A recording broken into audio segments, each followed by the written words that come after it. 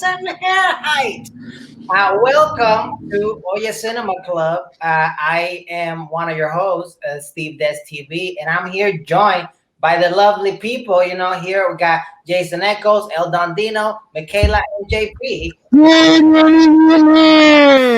I do now know I don't understand Charizard language, but we are going to talk about this documentary called Robin Williams, Come Inside My Mind.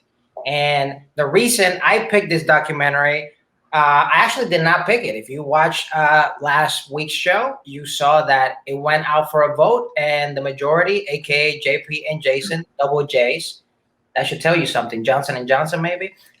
They picked this documentary, and while I was actually watching the documentary, I realized that I've watched this before. I just didn't remember it.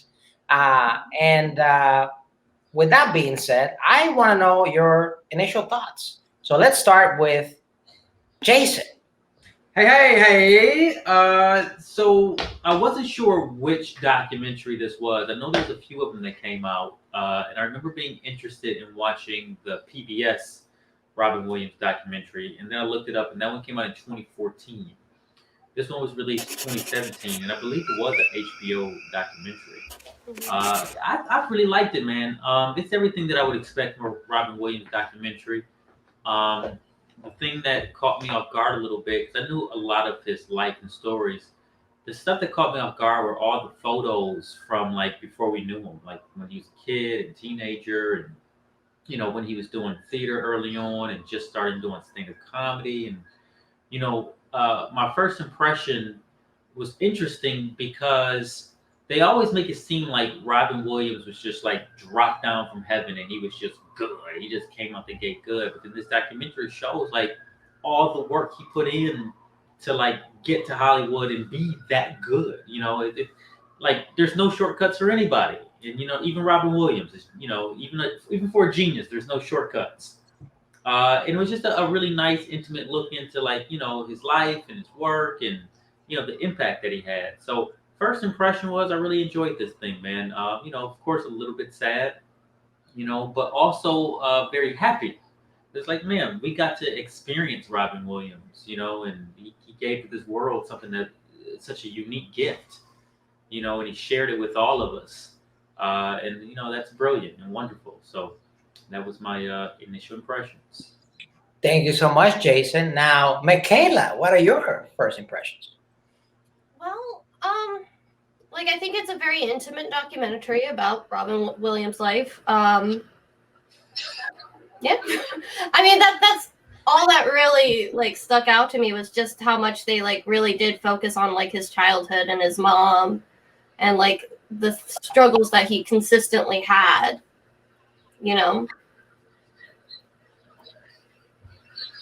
Okie dokie. What about you, Dino? I think it's pretty intimate. No, I enjoyed it. I love Robin Williams. I'm surprised. I don't know if I'm surprised. Happily surprised of how much footage and maybe even like pictures that I saw that I hadn't seen before. It's definitely a documentary I put off just because Robin Williams and all that, and I was just like, I don't want to see something that's just gonna make me sad, and also like I've seen other little docs about him and just like him coming up in the scene and all that. But seeing this, I was like, oh, there's a good amount of stuff that I hadn't seen before. So I enjoyed it. It was a lot of new footage and some new information also about him that I didn't know. So I was very happy with it. Alrighty, and now moving on. I'm kidding, JP. Oh my god! Oh, he makes jokes. Oh, sorry. Yeah, it's like it's weird because like my initial thoughts, like I almost felt like this is gonna sound weird because for some reason this almost felt abridged. I was expecting a lot more stuff out of it, and I think it was mostly because I wanted more stuff out of it. It was like, sure, like we all know like how his story ends, and it's like sad. But even then, like I felt they kind of glossed over that. Like the only thing they glossed over too quick was that last part. But there was a lot, like, they had a lot of details about Robin's life, and, like, yeah, like, they had A to fucking Z, like, all down. But I felt like we didn't have enough time to enjoy every single letter. And there was a few times where the timeline felt kind of off, where I could tell, I was like, wait a second, I think that movie came out before this one, or why are we not focusing that movie a little bit more than the other one? And even some of his stinkers, like, we don't get to see some of his, like, not so great accomplishments, like his final run on TV and the last few of his movies. Some of them weren't all that great, and some of them were freaking awesome. Like, I'm surprised they never brought up Night at the Museum at him as Teddy Roosevelt. It's such a, like, sure, it's a small role and it's not like a Robin Williams movie, but I felt that was one of his, like, actual better, smaller roles. But that was just me. I felt like there was a lot that they had almost every single detail down, but I wish we had more time to, like, just sit in it and just even get more. I wish there was more, but I honestly enjoyed it. And of course, the bits that they showed of his one-man shows, absolutely great. Him doing improv, it's just spectacular. It's awesome. So although for me it was a little bit lackluster, I really enjoyed this movie. Thank you so much, guys. So let's dive deep into this particular documentary. So when we are presented with the exposition of Robin Williams, we only get like very brief amounts, in my opinion, of like the family dynamic. I feel like in this movie they danced a lot around that topic, and they only showed like very positive light. But just based on like my experience of life and things like that, when you see someone going through different marriages and like all these different things and dynamics, typically there's a study, I forgot the exact figures, but basically there's a large percentage, especially of like both men and women, I believe, that when they come from kind of, let's say, broken households, or not the full like mom and dad situation, typically there's a big fight for validation. And I feel like through like Robin Williams' career, like, even though, yeah, he was like super, this genius dude, like coming up with this like really interesting ways to improvise and like lightning speeds, it was almost like his arc of the story, at least in my opinion, that he was constantly just fighting through like his own identity and who like he was, what was love to him, because he was getting the love of the audience, but clearly that wasn't like all that he wanted, because he was like throwing himself through like all these different things in Hollywood and the drugs and the partying and all that stuff. So I want to know y'all opinions when it comes to mainly performers in general.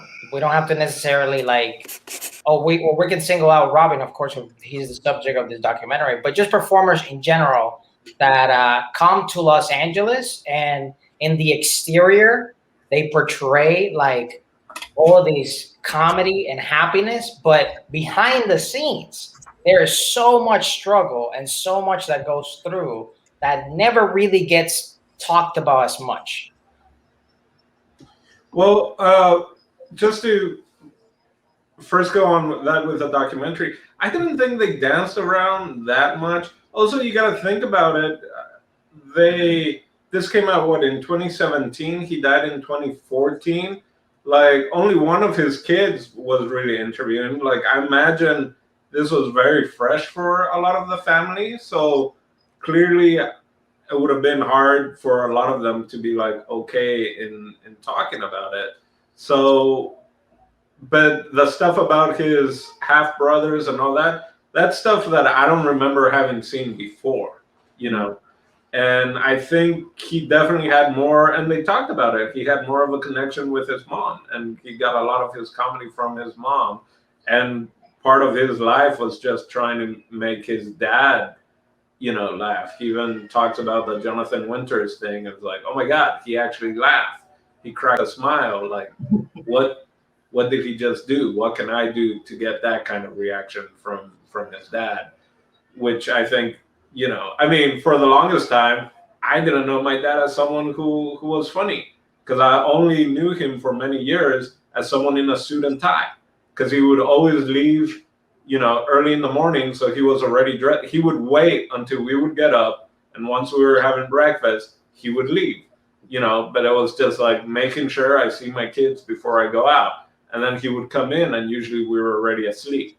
So I totally understand that idea of there were a good chunk in my life where I was like, I don't know if my dad likes humor or stuff like that. So I can relate in that sense. And my dad had a big mustache, so everyone, not just me, but everyone thought he didn't have a sense of humor because no one could see his smile or anything like that. Now, yeah, I'll put a pin and someone else can jump off of that. Thank you, Don. Dino, come inside my mind. Well, yeah, and I opened my brain and it just came out, Anybody want to? And JP was like, I don't want none of that. JP just screw Dino and his family dynamic. I'm out of here. What are you saying, Michaela? Well, I think when it comes to performing, that's always a big thing is trying to understand what you do and what is your art. And that was part of his talent, is that he could literally turn it into anything and make it funny. And he did talk about a lot of his problems. I think that was one of the things that they said in the documentary was that a lot of his humor was about what was going on with him. So it's just interesting for us to be well, he put on this. It's just but he was talking about his issues, but he was making us laugh at them. So, but that's what comics do. He does it all the time. All right, JP, tell us more. I mean, it's weird because it's such a cliche and stereotype amongst funny people. It was the most funniest people are from the most broken of passes or whatever, and there is some truth in it because you gotta be a fucking psychopath to want to do the shit that we do, stand up and improvisational comedy. But it was funny because I think there is something where not only do the thing that most artists want, in my opinion, is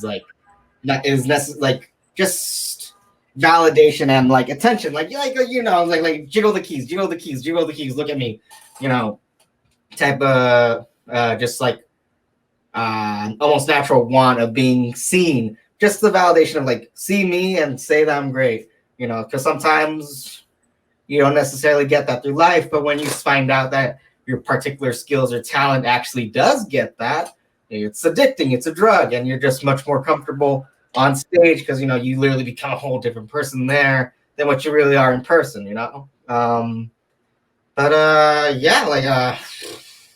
was a lot of things in the film regarding that where I was man, I couldn't help it, I could kind of empathize with that, I didn't come from a broken home. My family relationships and dynamics are pretty okay, but there was moments where I felt I was alone or I didn't need the attention. And even the bit where Robin said oh, most of his comedy actually comes from his mom, in my family, sure, I made the joke to Des once if I could make my dad laugh, that'd be just top notch. And it's not because he hates me. It's because it's hard to make him genuinely laugh at a good joke. He'll acknowledge the joke and he'll crack a smile, but he never verbally laughs. But with my mother's side of the family, it is literally it's a family fight duel on her side where one of them has to be the funniest. She grew up with 3 other siblings. She was a family of 6, and her and everyone, it was just trying to top each other in who was the funniest, and that's where I got my humor was from that, you know. Jason. Yo, you mentioned people coming to Hollywood, and you know that you always see like the grandiose part, and you miss like the tragic part and the struggle. You know, the thing that makes me think about that the most in this documentary is after his success on Mork and Mindy, and then he ended up having to take that gig in the frog costume, and how he just got inside his own head in the frog costume, was talking to himself. And, you know, for some reason, I really relate to that because I can almost kind of picture that. I can picture myself being angry inside of like this costume, and no one can see that you're angry inside of it. And like, you know, he kind of got caught up with his own demons, for lack of a better word, where, you know, he's just like kind of being hard on himself. And, you know, I imagine Hollywood can do that to you, man. Like, you're on top of the world. You're doing interviews on, you know, all the late night programs. You're on magazine covers. The one late night program. The one. And then all of a sudden you are, you know, canceled, and you know no one may ever hear of you again, like no matter how good you were on that show. And that's a tough break, because the show was popular, and if you read the little article in there, it's like the network wiped their whole slate and started over, so like everything had to go. They were just changing their whole programming. Yeah, so that's kind of weird too. Like, I mean, we know how it turned out for him, so it wasn't like, you know, you were going to be too sad on it. But as a performer and an actor in Hollywood, like, it makes sense, man. It's like even the greats or the greatest or whatever however you want to, you know, refer to him, even he had like doubts and, you know, angry thoughts and, you know, all those kind of like negative things that come along with like making it, or just being on making it, or just being on the cusp of making it, or I hadn't made it and I was almost there, and then it was snatched away, and now I'm inside of a frog costume on a children's program. I mean, you know, and it's such it's such a great visual representation too, because like they literally had to bring in an additional camera, a fourth camera, just for Robin. So it's like he had so much freedom on that show, and then all of a sudden he's stuck in that stupid puppet, and you can't even tell that's him. So it's like, okay. It was, you know what? Was it Eric Idle? Was that the director, the Monty Python guy? Mm-hmm. Like, if Eric Idle told me to be in a frog suit, I'd totally get in a frog suit for Eric Idle. Like anyone from Monty Python. But I think that more the issue is just like being in a tiny frog suit and then getting bad news. Because I feel as a performer, I feel we've all kind of been there where we've been either in a costume or in makeup, and then you get some shitty news. Maybe not, you know, nothing to the level of like, hey, you know that hit show you were kind of in, and Jonathan Winters just came on and was playing your dad in it and all that. Like, yeah, that just got canceled, right? So I can I can relate in my small, small letdowns that I've had in life of sometimes being in that kind of situation. I'm just like, oh, well, I wish I would have known I was getting bad news and I would have gotten out of this outfit. But maybe that's just me. Can we just touch on what JP said real quick about how Robin was doing a sitcom with a 3-cam, and they had to change it to 4 just to follow him, or otherwise they would miss like, you know, half of what he was doing. Like, he literally changed the way television was presented to us forever. You know, like all sitcoms do it this way now, because it's like give the actors more freedom to perform and like use the space and, you know, improvise. And that's incredible. I did not know that. Robin Williams literally changed television. Can we also add, like, I feel like that, like, 5-minute explains so much of Hollywood and all that, of just the fact that, yeah, you bring this guy that I guess, you know, was performing on the corner of the street with a hat or whatever, even though he was, like, Juilliard trained and all that. Those were the days you actually got discovered. You know? Yeah. And then, but just the fact that it's like, oh, asking the cameraman, and it was like, you know, union cameraman, like, did you get that? And they're like, no. but it was so amazing or it's so great. And It's it's such a like, good line. It's yeah, like, it was like, it's like he's like, did you catch that? What he just did was genius. If he's such a genius, tell him to hit his mark. yeah. I was like, that 5 minutes, I feel like just this encompasses like everything within like the business of just like performers and comedy, and then the union aspect of it as well as just like hit his mark. But yes, he did change, not just I guess sitcom, but comedy for sure. Changed everything. So, in order to change television, comedy, you have to touch on one of the things that I believe not only changed my life, but it changed many of the lives of the people here, and that is improv. So, let's talk about, first of all, I want to know when all of y'all discover improv. Improv.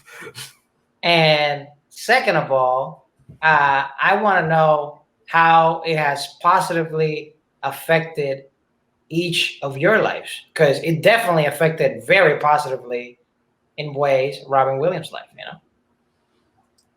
So let me just give you the lay down right now. Just kidding. I'm just kidding. It was weird because like I didn't when I discovered improv, I actually did not know that there was a word for it. Like because like improv is literally just a game of pretend, right? And like I used to do that all the fucking time with my siblings. So when I started doing like high school theater, like and then like learning like, oh, this thing actually has a name. It's improvisation. And then like it was not until like midway through my freshman year of high school where then I learned of Whose Line.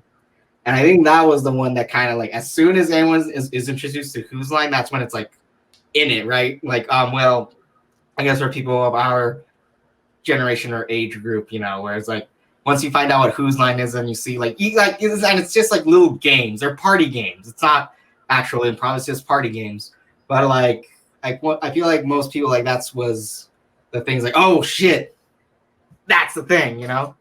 So for me, like that's when I discovered improv, or at least like the rules of improv and just like what it is was through high school theater, and then through just borrowing my drama teacher's DVD copies of Whose Line Is It Anyways, and just like running that on at home, and then ripping the DVDs, saving it on a hard drive, and just continually watching that stuff, you know, and just like studying it, and like and it's a good study because like yeah, it's fucking great, it's hilarious, and I think it's impacted me like just like if it weren't for improv, I don't know what I would fucking do, because even like through stand up, like I'll break the rules, like okay, I know I promised a 5-minute set, but I'm just gonna add this one little thing that just came into my head just now, and you know it's not good. You gotta follow the 5 minutes. You gotta follow what you wrote, or else you get the fucking light.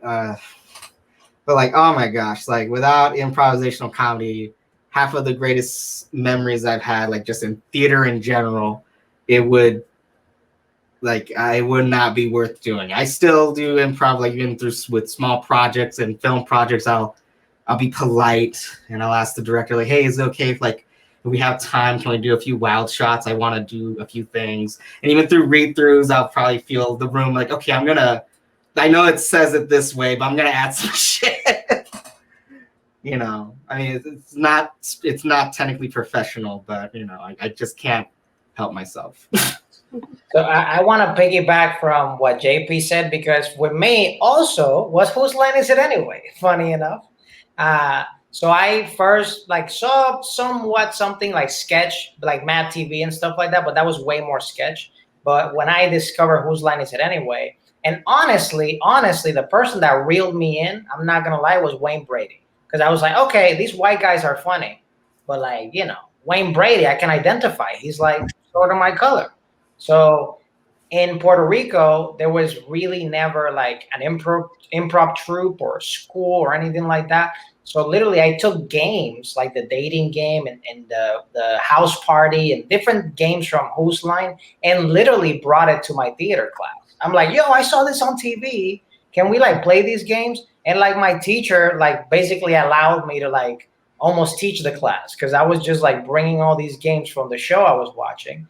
And that's how I kind of began, in a way, my improv journey, even though it didn't last long until I actually went to the States and got into Theater Strike Force, which is like the improv team in the University of Florida, and then later Second City Groundlings and all that stuff. So positively, honestly, even the friends that I have today, I would have not met them if it wasn't for improv.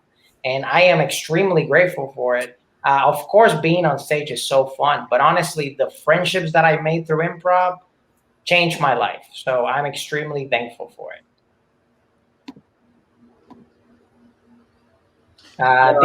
The year was 1992, and clearly I heard of improv at some point through some documentary. I don't know if it was like in Paraguay. I don't know if it was through like Eat True Hollywood Stories or something, but I had heard of Chicago at that point, and I had, whether it was Belushi or Chris Farley or whatever, but not in depth. And then I had didn't really do much theater even though that's what I wanted to do, but my school, and you just didn't have as many opportunities or places in Paraguay to do it when I was a kid, especially. And then I found this little like theater studio, and the director, the guy that ran it, he actually, very much, he was in the whole scene of the 1960s and like very experimental theater, very Viola Spolin technique, all that kind of shit. So right around then is when I kind of got into it, and all the exercises were very much improv because it was very Viola Spolin and experimental kind of theater stuff. And so when I was 17, but it was very much theater based, right? And then in college, I had a Russian professor, and he was improv, and he even had an improv techniques class, and I was like, I want to take that. And he even told me, he was like, well, Dino, this is improv techniques. This is not improv haha comedy class, okay? And I still took it, and it was great. So it wasn't until the US that I saw like Whose Line Is It, and then I got more in depth, but definitely more of a background in theater improv. And then I did move to Chicago to follow improv and do Second City. And then kind of that's where I got hooked on stand-up and kind of left improv for a good while and all that. But I think it's great with connection and connecting with people, not just in entertainment and like on stage, but there's some great things you can learn about yourself and how to interact with people in the real life. To just fucking listen. Jason? Is it my turn? I don't know. I just thought it. Anybody that want to jump in, go ahead. I just thought I'd turn to whoever was next to me. Okay, Mateo.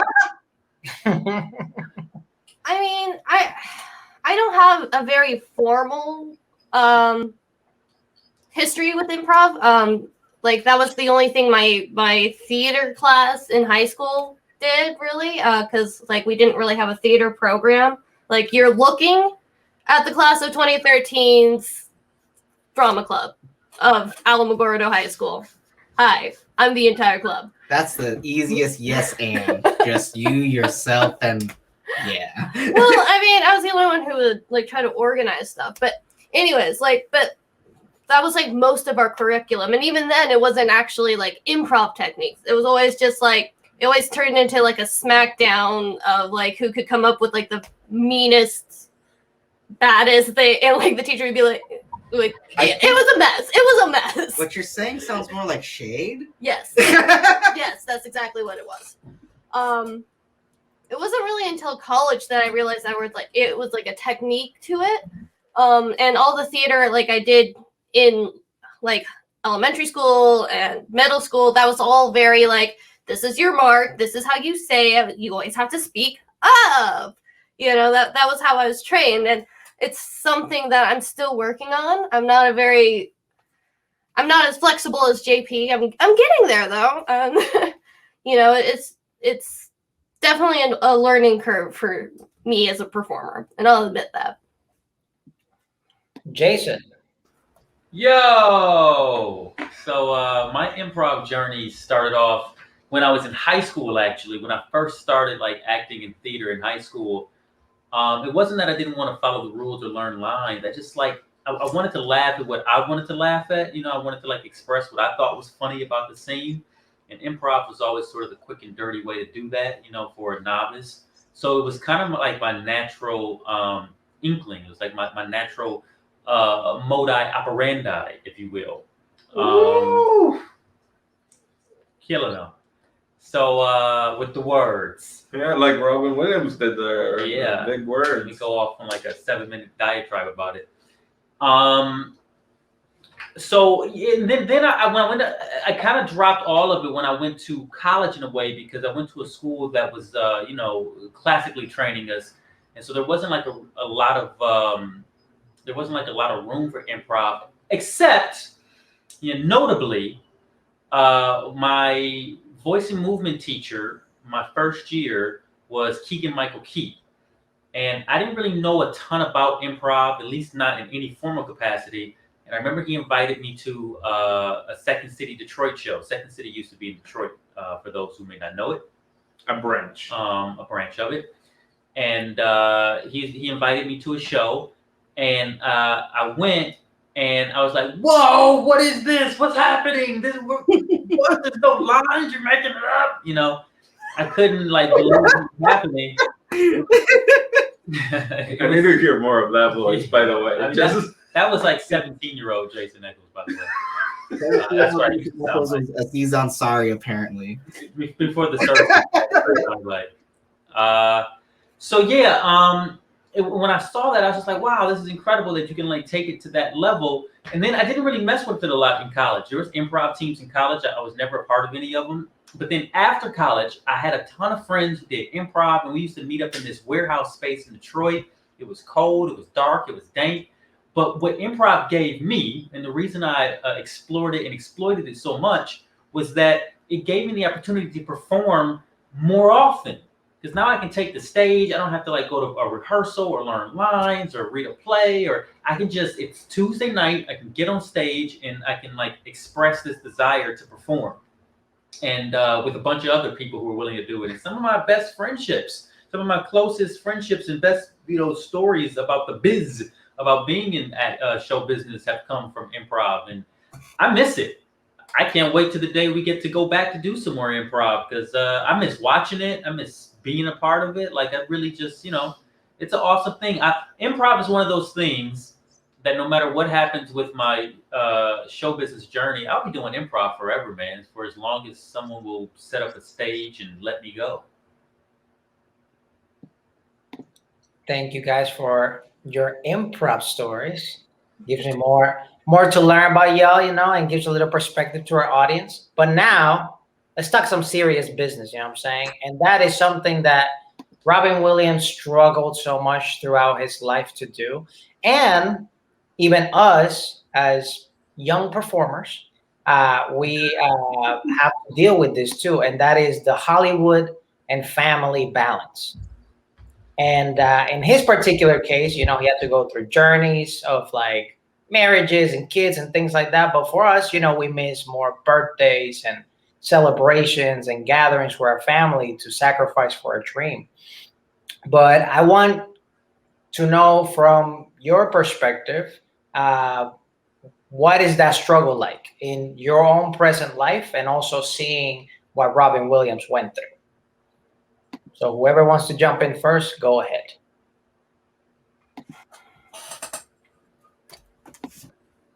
I have no family. Okay. Okay, well, I'll jump in then. For me, it's a difficult situation sometimes because I'm from Detroit and I'm living in Los Angeles, and there's only so much time I get to spend with my family and see them. You know, I've been fortunate enough to usually go home to see them like every 4 months or whatnot, but I can't always come home for, you know, all the events and everybody's birthday and all the holidays and all those kind of things. And it's a little bit of a drag, man. But I mean, you know, they know what I'm doing out here, and I knew it would be a sacrifice before I started this journey. And it's just one of those things, man. Like, you know, acting is a thing that's done all over the place, and you're on the road, and you're setting locations, and you're waiting for callbacks, and you have auditions, and there's or you're on location, or you're working, or whatever, and you miss out on a lot of stuff with family and whatnot, and thank goodness I haven't had to experience that with my own personal family, because no one will have me.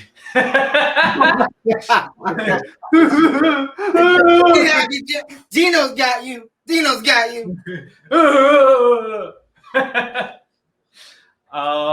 Yeah, man, it can be hard. It can be hard, like, obviously.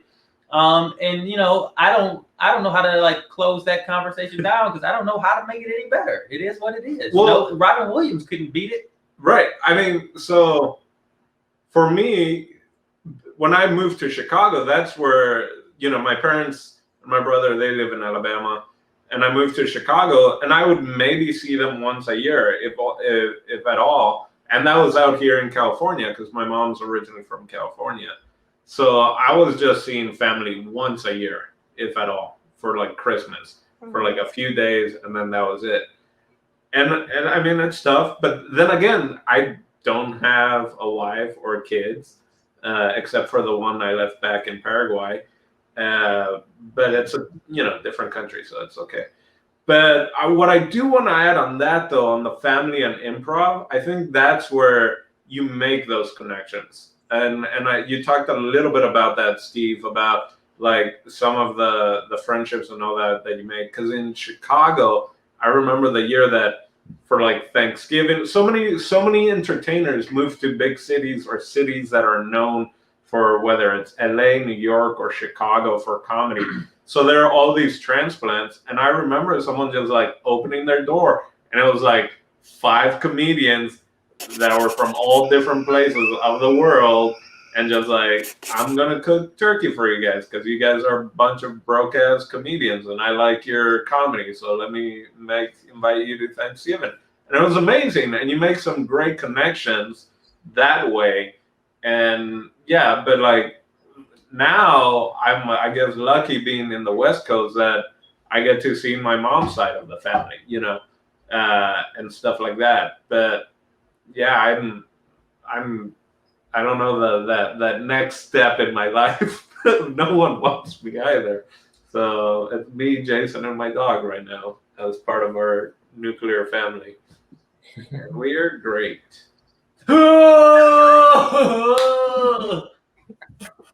Lonely together.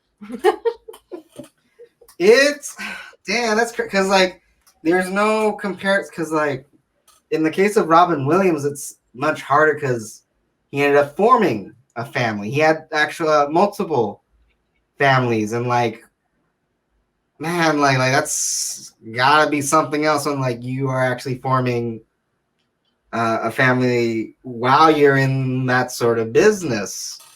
And like, I can't imagine how, like, it's a no wonder that they had their struggles and like stuff, because like even me, when it's just me, well, that's not what I mean, but it's alright. Tough, like the same. Like, I haven't seen my folks in like, I don't know if you could. I don't think it's that long a period of time, but they do, so it's whatever. But it's weird because like, and plus they're not even that far in comparison to you guys. I'm in SoCal and they're in fucking southwestern Arizona. It's not that far, but like sometimes where you got your own prerogative. Like my folks have their own life going on, and I have my own, and I have mine going on, and like.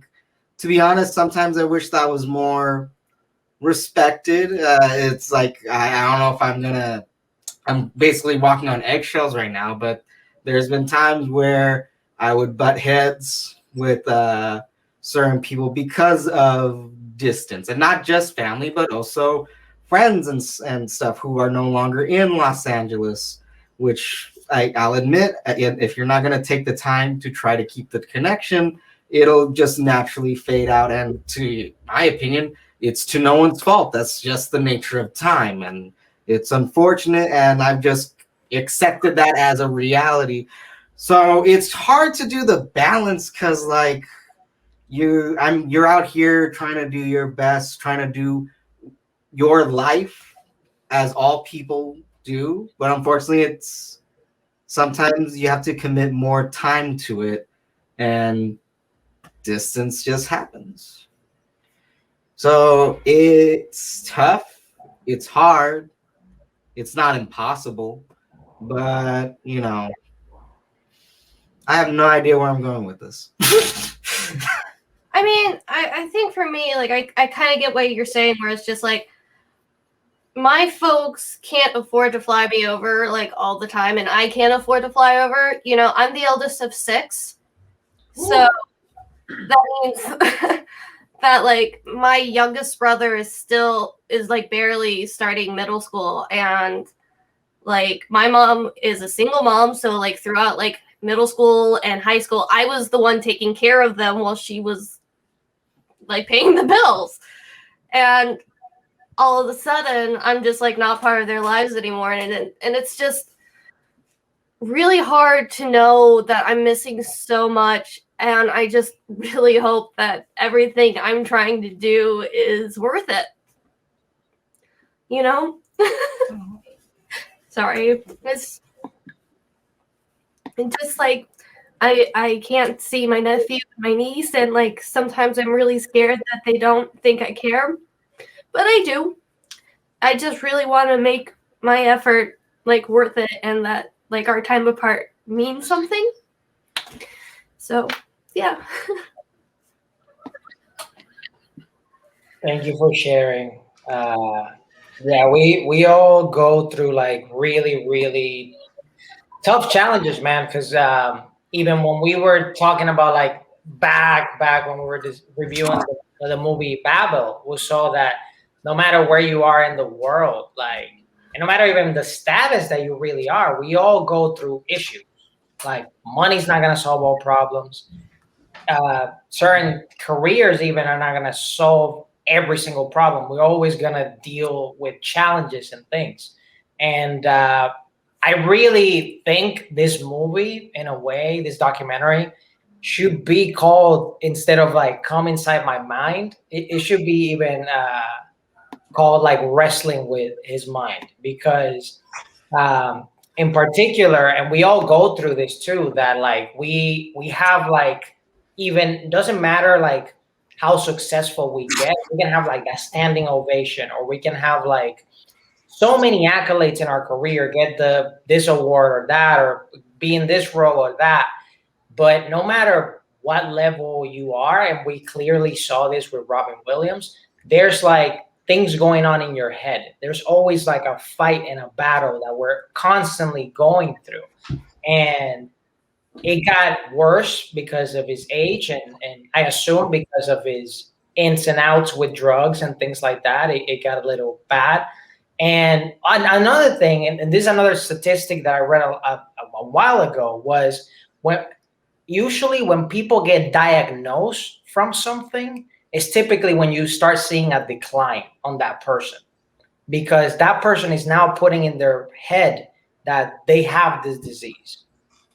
Meanwhile, if there's been studies shown that if you keep optimism, positive attitude, and of course you do the things to move you along the course of getting better, you actually do improve and get better, because the mind is so powerful that we still don't know all the amazing faculties and powers that it has. But most of the time, because of our society, we are against our own self because of that imposter syndrome and those little voices that we keep like feeding in our brain. So I want to know in particular, like what have been like some of the challenges that you noticed that Robin went through, and also that maybe you guys have gone through and hopefully overcome or are still dealing with.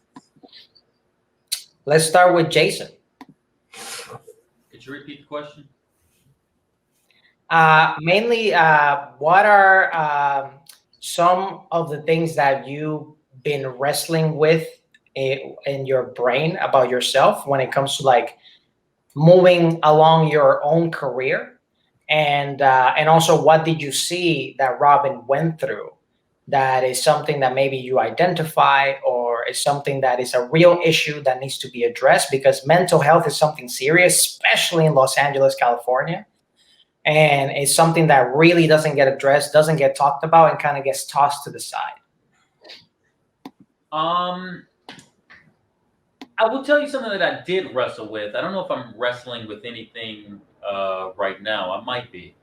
But I remember when I first moved to Los Angeles, within the first year, I kind of had what people call like a come to Jesus moment, where I was just like, kind of like in a ball in the middle of my apartment, like wondering what the heck I was doing out here. Even though like I knew full well for the years that I planned to like, get this thing started and move to Hollywood, what the plan was, you get to a certain point, and oddly enough, it came like slightly before like a milestone, and then like acutely after the milestone, where I start realizing like, all right, things are coming along, but none of this feels like the victory. None of it feels like the plan. It doesn't feel like this is what I'm fighting for, and I'm like, if this is what I'm fighting for, booking a spot, or whatever on a TV show or whatever it is, like if that's the thing that I'm fighting for and looking for, that ain't it, baby. This ain't going to be enough.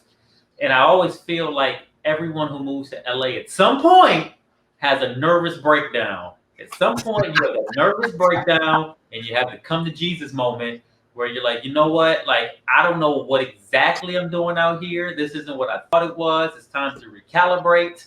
So that was always kind of a wrestling thing with me. And then I kind of came to that moment.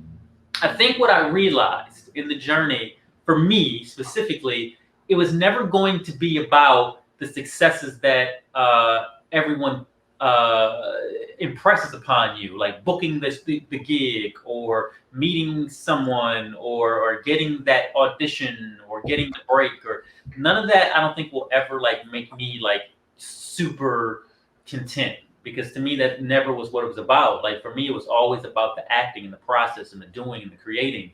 Really like the hammer and nails part of it is the part that always kind of like really got my juices going. The victories or the awards, like none of that ever meant anything. And that's kind of a ride you have to take, where, maybe you got to go through it. For some people, it might be very much what it is for them. But for me, that wasn't it. And so that gets confusing.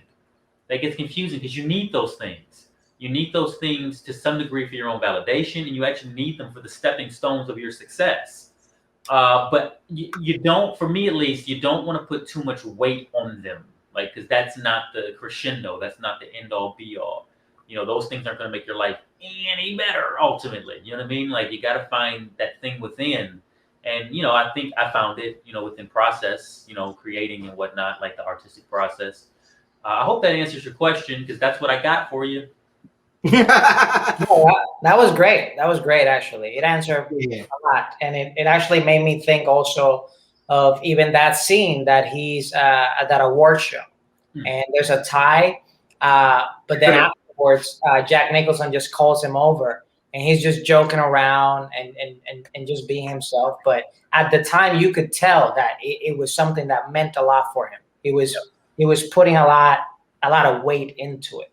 And that's something that us as young actors or young people in the industry coming in, sometimes those illusionary factors that, like Jason said, they do serve as stepping stones. But sometimes we hold too much weight to it, and we're like, oh, we won this Oscar, we won the MTV Popcorn, or whatever it is. And we lose sight on what we actually want to actually do, to create and focus on the things that we want to essentially accomplish, besides those illusionary factors. But JP, let me know about what are your thoughts? Just to piggyback on that though, like on the Critics' Choice Awards, that became fucking Robin's show as soon as he stepped on that platform. I do not blame him for having that whole, because it was edited, so that went for a while. It's like as soon as you get like not only a comedian, but like a person with stand-up experience, as soon as you put him on a stage, he's gonna say what he has to say. So it was just that was like just, oh man, I was living for that moment. But I guess for me, it came in later in the documentary when he ended up sending calls and messages to Billy Crystal, right?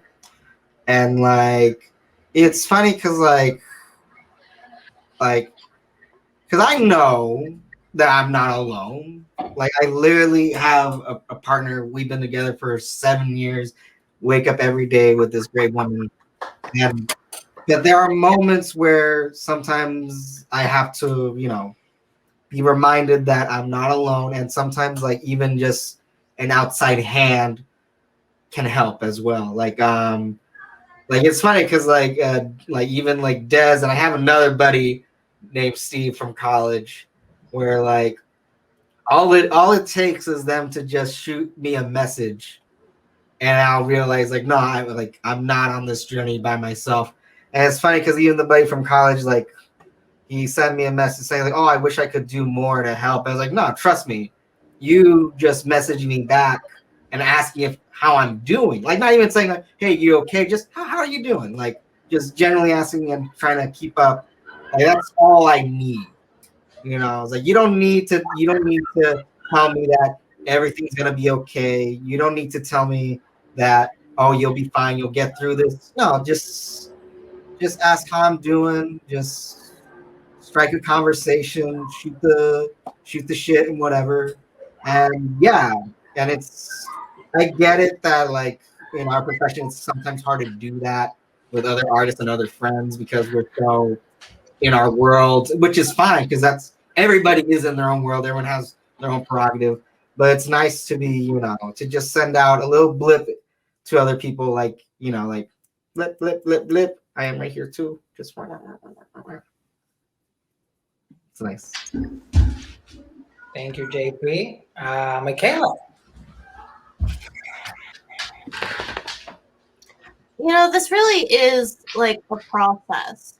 Like this year has really shown me how little I've ever like put, like how much more I can put into this.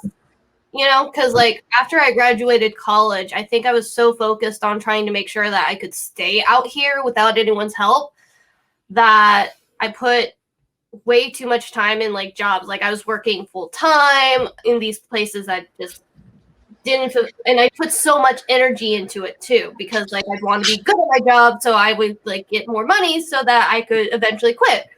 But like I've gotten most of my like the most opportunities in the shortest amount of time when I just stopped and like I'm working a part-time job now. And like I think because of that, like I have an agent now and I've been doing a lot more classes and I've been getting a lot of bigger opportunities, and that's like always part of the thing is trying to figure out how much you're willing to give up for your craft and how much, and it's just such a huge process too, because like another thing I'm trying to work on is like being more vulnerable because like I tend to be very stoic in my own way. Like I think that I'm not that hard to read, but because I'm not that hard to read, it's easier for me to be like, no, this is how I'm feeling, and this is how I'm feeling. And this is just regarding acting, not just. I'm just kidding. And I don't know. It's just like there's like a lot of work to be done, and I'm trying to do it all. Thank you, Michaela. Dino. Hello. I was crying a little because Jason pointed out that we had it on mute. I got a drink. I unmuted and I opened the can. So if there was a loud sound, that was all my fault. And I just started crying. But something that I noticed that they talked about in Robin Williams, and I've heard it in other documentaries before and all that, it's chasing the high, right? Of just the audience reaction, the spontaneous reaction. And I really know, even though I have been doing theater before and other types of performances, man, when I started doing stand-up and in Chicago and you just have the audience laughing, like I remember one of the first few times I did stand up, and just it went great, right? I killed. It was like I did 3 in a row, like just killed, before I even bombed or whatever the first time. And I remember coming off and I was like, you know what? I totally understand why John Belushi got on drugs and why Chris Farley, it was just like the high. There's like nothing else. They kept talking about it, about the endorphins and stuff like that, of just like trying to chase that high, which to me made me like scared of it. I was just like, I can't go and do certain drugs, because I was like, that's just gonna take me over the top. So it was almost, I took what a lot of people that I looked up to and like kind of their struggles that kind of ended up causing issues in their life as a warning, and it has allowed me to like, kind of stay in a path of not overdoing myself. And that's something that I'm glad they talked about it. I hope there is more into that, because that has a lot to do with mental health as well, of just like chasing that high, right? And what does that mean? And it's easily just having the recognition, right? Or again, bringing up any sort of family issues of wanting to be seen, or that kind of appreciation and stuff like that. So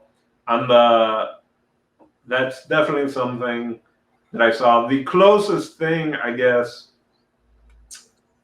health-wise, was I started having nocturnal seizures, which I thought was just bad dreams, and I kept waking up, and I guess I would have a seizure while I was sleeping, and I would bite my tongue, and I wake up in a puddle of blood, and I just assumed it was a really bad dream.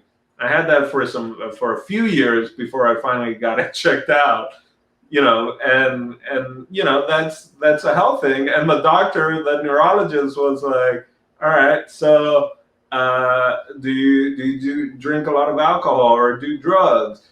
Do you stay up late and you don't sleep enough? And all that. And I was like, well, I do stand up and improv, so I'm performing every night. Yes, I do drink beer pretty much every night.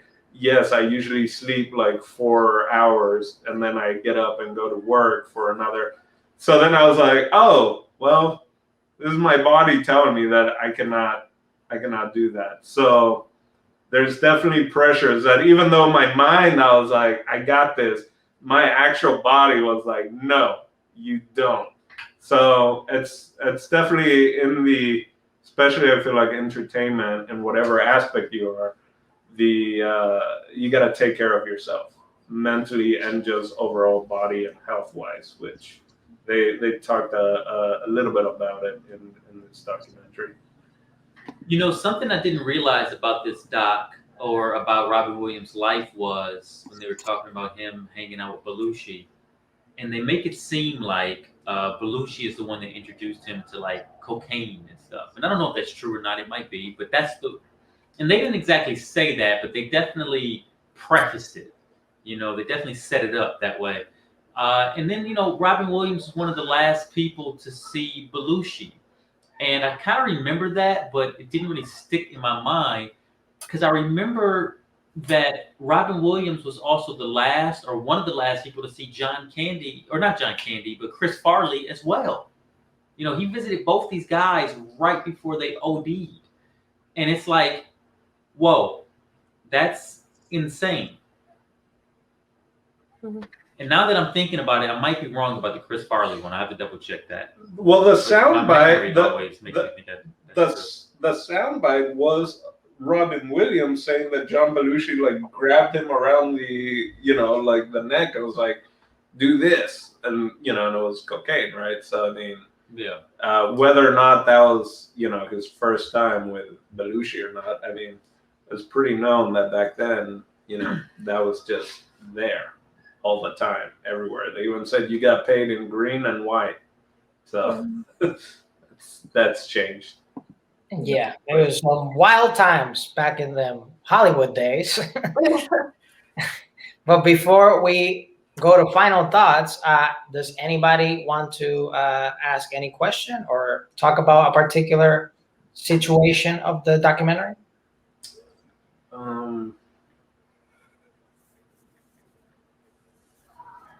I'll take that as a no. I was going to say a tie when there's only 3 nominations. I know we already talked about it, but literally a tie when there's only 3 nominations. Yeah. That was Well, they made a 2-way tie when there's 3 people, right? Because hey, 3 people, 3-way tie, that's cool.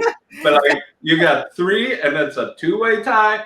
Oh my god, I lost it. I don't think I've ever seen those clips before of that, and I was like, this is amazing.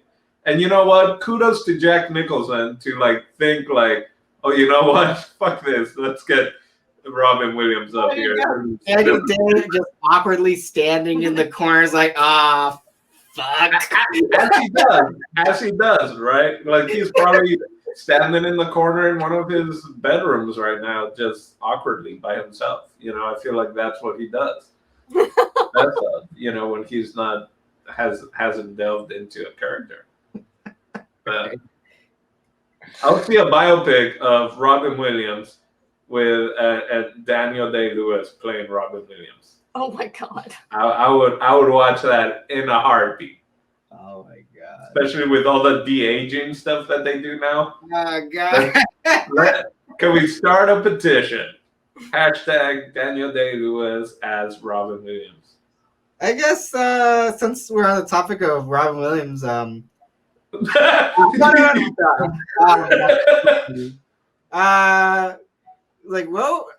guess this is just a question. Quick answer. How are you guys introduced to Robin Williams? Oh, that's a good question. I'll go first. I think it was Jumanji, to be honest with you. wow, no. I really think it's between Jumanji or Mrs. Doubtfire. One of those two had to be for me in particular, because I was fairly young at that time. Those times those movies came out, and they were like more, I guess, family friendly. So that's how I discovered. Then later is when I actually saw that he did stand up and all this stuff. But to be honest with you, every time I would watch his stand, and I'm a big, I grew up as a stand-up comedy fan. I've done stand-up in the past, and I'm still a big fan. Every time I would watch Robin, now that I'm older, I can appreciate it more. But at the time, it was just like a bunch of stuff to me, and I was just like, what is going on? But Jumanji and Doubtfire for me were like my first exposures to him, I think. Gotcha. Mine would have to be like literally Aladdin. And like I've seen so much more of his work since then, and his stand-up specials just so they're fucking great. But like when it comes to like just him naturally riffing, I felt like he had the most freedom with that movie with Aladdin, because like it's literally a magical genie who for some reason knows all these fucking pop culture and political references and just doing them in this cartoon movie. But like, oh, you gotta feel sorry for those animators, those poor hands having to draw all that.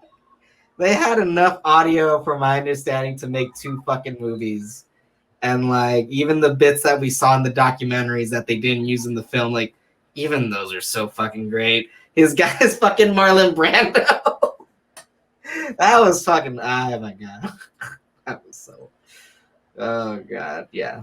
They didn't use the Marlon Brando thing. I thought they used it I thought they as did the a little Godfather. bit. Yeah. Not as No, they did the Jack Nicholson bit, but they didn't do the Marlon Brando bit in Aladdin now. Are you sure? I'm pretty I certain. remember I know what we're watching tonight. in the documentary they show like the image of like the wild one, Marlon Brando.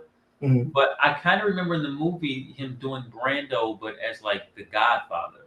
That might have been, I think that was either in those straight to DVD things. Because he did do one more Aladdin movie, but it was one of those straight to VHS type of things. Return of Jafar. No, that was Dan Castellaneta. It was he did the 40 Thieves one. Ah. Yeah. I'm looking at the IMDb because clearly we're older than you guys. I would say that the first memory I have of Robin Williams is Was it Roadhogs? No. Just fucking. Yes, and it was actually Mork and Mindy. The first time I remember him, like I remember seeing this, weird guy wearing colorful suspenders and changing his voice a whole bunch, and just be like, who is this guy who's an alien? And I don't remember really liking the show that much, but I do remember like you couldn't stop watching Robin Williams. Like even if you just stop by it for a second, you have to watch it to see the next thing he's going to say, and then you turn the channel. I feel like it was definitely Mork and Mindy, and then maybe I remember a lot of like the comic, what was the comic relief stuff? Yeah, going on in our house. Like I remember that on. And then like maybe just picking them up here and there, maybe Popeye at some point. But yeah, mostly Mork and Mindy. Yeah, looking at the dates of these movies, I was like, man, I watched these all over like around the same time, but I didn't realize, they were in different order. But then in Paraguay, it came at different times also, I remember a little Mork and Mindy, but funny enough, Mork and Mindy came out in Spanish, so it's not. It's a weird. Think about Robin Williams, and then think about one. That was great when he starts messing around with the sign language guy. So just imagine someone dubbing Mork and Mindy, or just Robin Williams doing improv, right? That would be horrible. But I do remember. We actually had on VHS recorded that they would do care packages to like for the American American people living in Paraguay. So whether they were teachers at the school that I went to, or they worked at the embassy or stuff. And then when they would come back to the U.S., they would have like this box full of VHS tapes from their family that they would record, and they would just give it to us. So we had all these VHS recorded of just like American television, and one of them was definitely Best of Times. It was him and Kurt Russell, and also so I grew up watching that, and even Good Morning Vietnam. My brother is 3 years older than me, so anything that he was already watching, like I was watching. So yeah, I just remember seeing a lot of Robin Williams. Like he was my favorite. I even remember he was up for the Riddler. This was when I was still in Paraguay, and I was like, yeah, Robin Williams is going to be the Riddler. And then I was like, oh, they give it to Jim Carrey. I was like, oh, that's crazy. Wow, that's going to be horrible. And I was like, Jim Carrey is amazing. But I feel like I grew up with Robin Williams because we also watched Cadillac Man. Like there's a lot of movies that he did that people... that no one knows or you don't hear about him. But there were, like The Awakening, him and De Niro in that. Cadillac Man is him and Tim Robbins. Tim Robbins. Yeah. So early on, I definitely followed him. Hook is one of my favorite movies as a kid, man. And even I watched it recently. And if you're an adult, you should watch it because it's just an existential crisis, midlife crisis. Just like it has so many different layers. Anyone who hates Hook is not a real person in my mind. So God damn, come at me, people. I wonder how you guys were exposed to Jumanji before Mrs. Doubtfire. I know, right? That's like really interesting. Yeah, I was like. Because it was like Mrs. When he burns his boobs on the stovetop, oh my god, we laughed so hard on that. And then you got Jack and Patch Adams. You guys missed this whole, moment right there. When did you get into Robin? Dead Poets Society for sure. I remember it's one of those weird things when you're like, why is it that I know. And this is what happened to me a lot, watching comedic actors, and then it's a serious ass movie. And as a little kid, I'm like, I'm crying. It was supposed to be funny, and I'm sad. I vaguely remember 1 Hour Photo. That's the one, right? 1 Hour Photo. Yeah, I vaguely remember that because I think there's is my mind? If you guys seen this movie, is my mind tricking me? Is there a scene where he, spoiler alert, if it's real, where he like gouges out his eyes or something like that, or something fucked up happens to his eyes? That might be the other one you're thinking of, where that I think that's the other one. Okay, because The one where if that scene does exist, that traumatized me. I do. Oh, I think it's the one where he's dead. yeah, that's the one where it's Smoochie? no, it's The Akira Kurosawa one, where The- dreams may come or something. no, the final cut, I think, is what you're thinking of, where there are implants. It's very much like Broken Mirror, where they would put in like implant cameras as little as babies, and then he would go and if the person would die, he would look through all the footage and then edit it out. Classic Broken Mirror episode. Yeah, I think that's what you're thinking of. Black Mirror. Whatever that was, it's still in my brain. Broken Mirror. You said Broken Mirror. Oh, you know what? I've only seen like one or two of those episodes, but one of them was literally you could rewind what you were actually seeing, and even like zoom in and all that. You could replay what you saw earlier in the day. Just like that one Futurama episode. What did you I think it was Hook, but like this was like during the time where my family was like really conservative. And so like I think we saw Jumanji and Mrs. Doubtfire, and that was just my dad being kind of like, no, these are like necessary. But like I haven't seen a lot of his films. Mhm. Like I think I've only seen really like 4. I didn't even watch Aladdin until I was like 15. Yeah. Just kidding. So, I mean, like, there's like so many holes in like pop culture I have because of this, and like I'm still trying to make up for. So sorry, guys.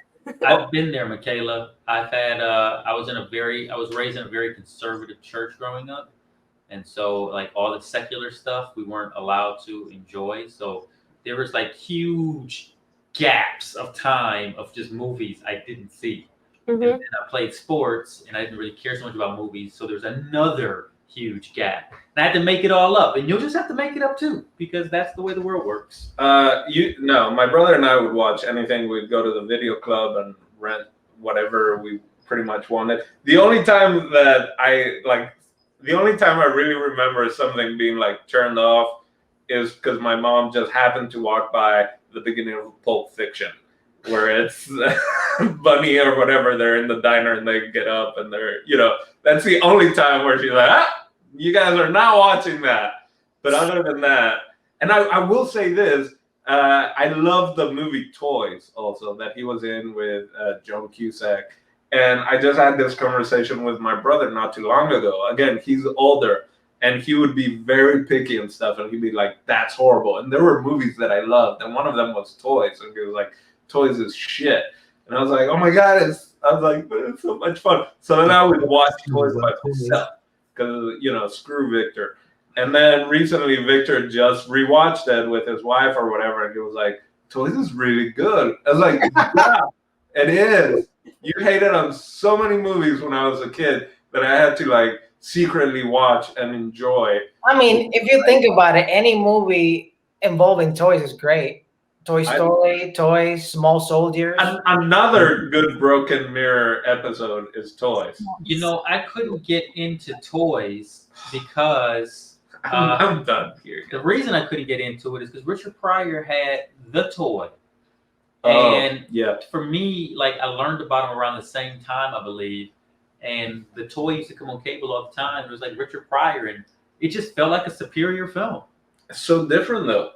I never could get into Robin Williams. It's like he's not being a toy like Richard Pryor was. It's just like I watched the toy again.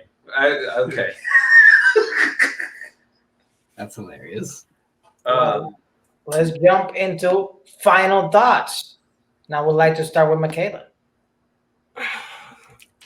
She is not ready. I know. That's why I put on the spot.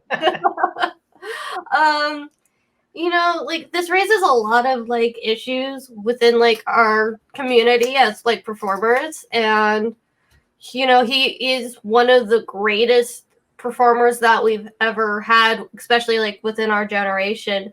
And like when we lose someone in a way that's hard for certain people to comprehend, I think that it does leave a gap, and I think a lot of people are going to spend a lot of time trying to like understand why that happened.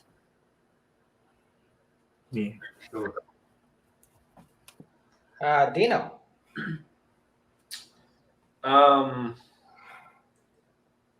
One thing we didn't really talk about, but that I really appreciate watching was his older son talking.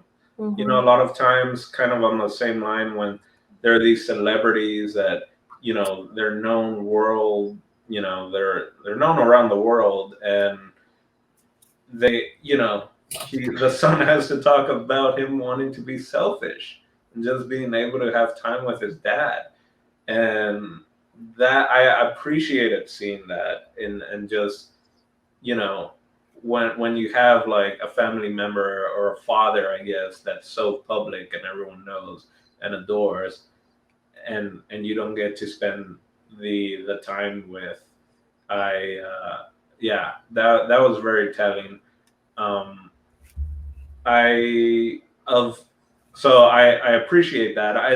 I would like to hear more about that kind of stuff in families, because we normally know so much. So it's like, I would like to hear how they've had to deal with it, you know, not from like a paparazzi kind of way, but just like the struggles that they had to deal with, you know, like even the wife talking about once they got a divorce, and then he did have a relationship with basically the nanny, and then that turned into a relationship. You know, the first wife was like, I just didn't speak to the press or whatever, but it didn't happen the way the press was saying it did. So I like that, because it shows a different side of what we don't know. Now, for me personally, there's maybe a handful of, whether it's celebrity or just public figures, I guess, not necessarily just celebrities, but public figures, that I remember like when I heard that they passed away or whatever. And two of them, or three maybe, it's Robin Williams, it's Michael Jackson, and Prince.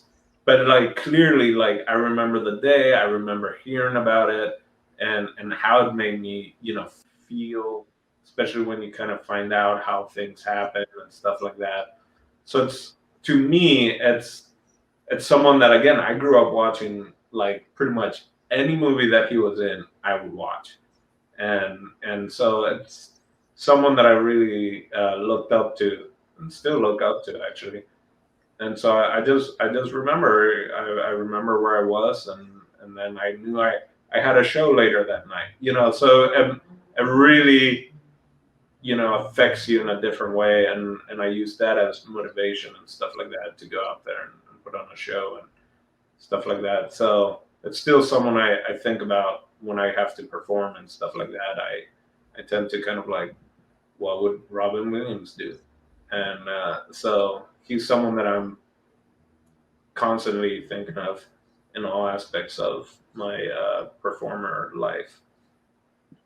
That's what I got. I'll jump in real quick. So just to piggyback on that, one thing that people didn't know about Robin Williams, especially later in his life, was that he was actually going to a lot of shows.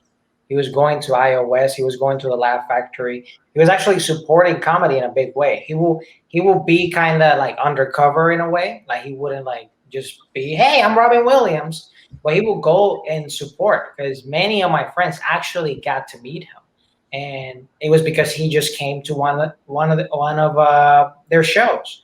And to me, I would definitely recommend this particular documentary for people definitely that grew up with him, watch a lot of his films, maybe his comedy and other things from him. and definitely for people that want to get into the entertainment industry, this is a great just learning lesson to see the display of this guy's life, you know, and everything, the ups and downs that you go through, because it doesn't matter, like I said, in what stage you are in your career, you're going to go through this journey. And it's something that, you know, we face in a way. Some people face it way harder because they're like right there in the spotlight, but some of us are facing it in our quiet place, you know, and other people don't know about it necessarily. And it's very, I think it's important for us to keep studying people, to kind of, in a way, it gives us reflection not only of our own lives, but the directions we're taking, the decisions we're making. So I think it's extremely important to watch something like this, especially if you're inclined in the entertainment industry, whether it's improv, whether it's stand-up, whether it's performing, any types of arts. I feel like it's a must watch. JP. My final thoughts, like I still feel the same way as they did for the initial thoughts. I wish there was a lot more, but I'm going to assume it is because it was so it was recent, and I'm like, what I would want is a follow-up or at least another more in-depth documentary, like not necessarily in the near future, but perhaps like 5 more years from now, just so we could get everyone's perspective, or at least more knowledge about what actually happened. But yeah, no, it's so like it's it was just a great reminder of like why I do the things I do, and just like it was almost like a it was nice, like saying like, oh, like he had to go through that too. That's so fucking cool. That's awesome. And like maybe one day, you know, but and it was just so like how his genius just seems so natural, and how it was almost unavoidable to just admire and just fucking like just feel that light that he was radiating, and just like have as much fun as he was having on stage.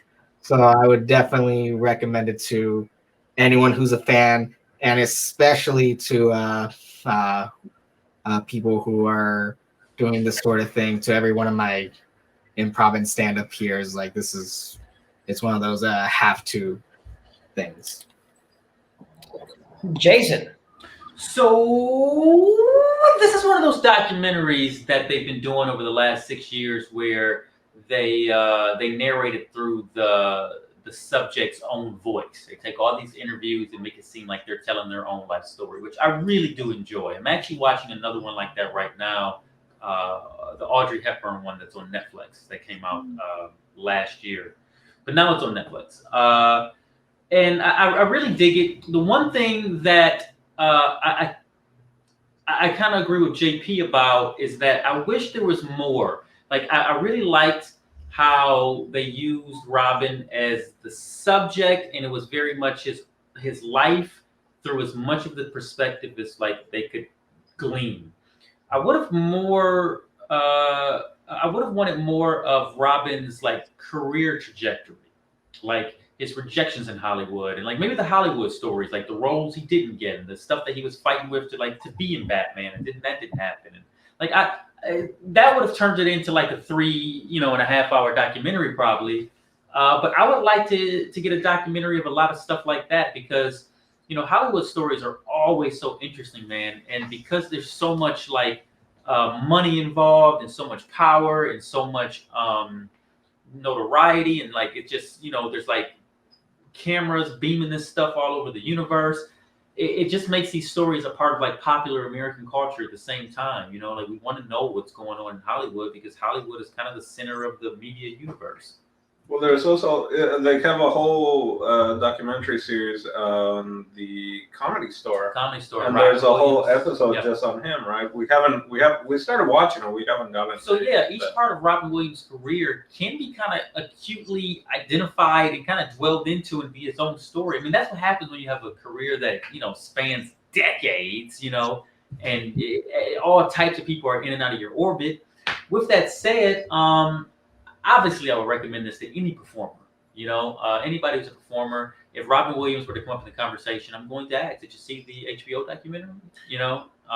Because that needs to be shared with people who haven't seen it. And even if you're not a fan of Robin Williams, never met the person, but if you're not a fan of Robin Williams, I'd still recommend this documentary, man, because this guy is he's a phenom. He's a genius. He was in rare air, and once in a lifetime talent. Like we're not going to see another Robin Williams. We're just not. You know what I mean? We'll live to be however old, and we just won't see another one of those. So this is one thing.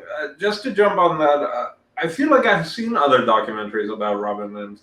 Of course, those came out before he died, right? So it has a different background because I feel like those were a little bit more on his career and stuff like that.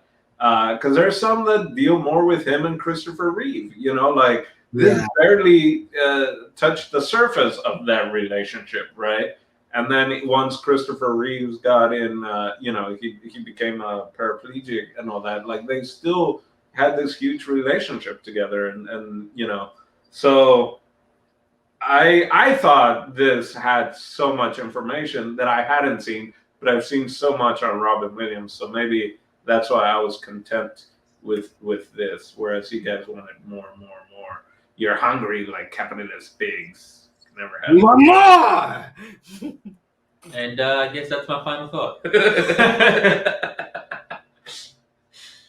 Oh, no. There you go. That's it for Robin Williams' Come Inside My Mind documentary. We're back to Oya Cinema Club next week. So Steve, tell us, what are we watching next week?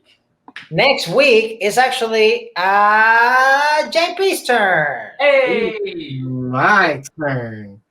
And just because I'm an unoriginal schmuck, oh boy, I'm gonna have you guys pick it for me. Oh, I thought you were going to say Aladdin or something. I got 3 films, and you guys get to pick out of the 3. And they're all foreign animated films, some of which regarding war and not so awesome stuff. But here they are. So the first one is Persepolis. The second option is Boy and the World. And the third option is Grave of the Fireflies.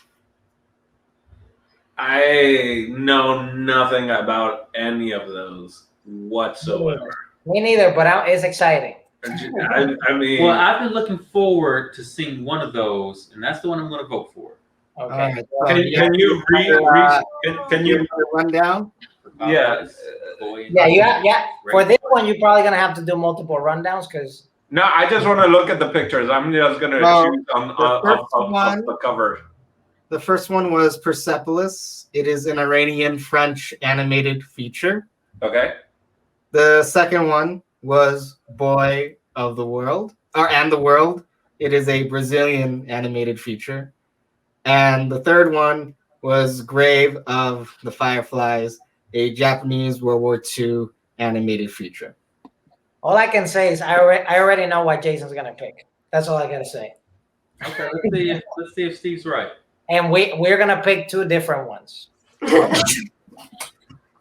I think I know what Steve's going to pick. What if there's a 3-way tie, guys? What are we gonna do?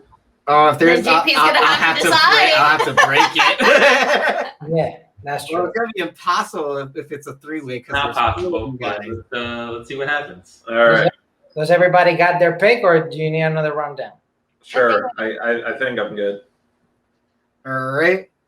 So counting down on 3, 2, 1. Okay, so it's a tie. Oh! Persepolis and Boy and the World. Okay, so I will break it. I will go with next. Okay, I want to see both of them.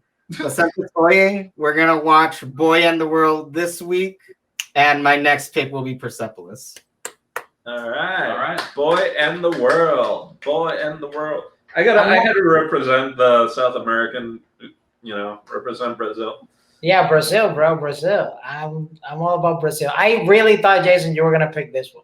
Because of my love of Japanese anime. Yeah.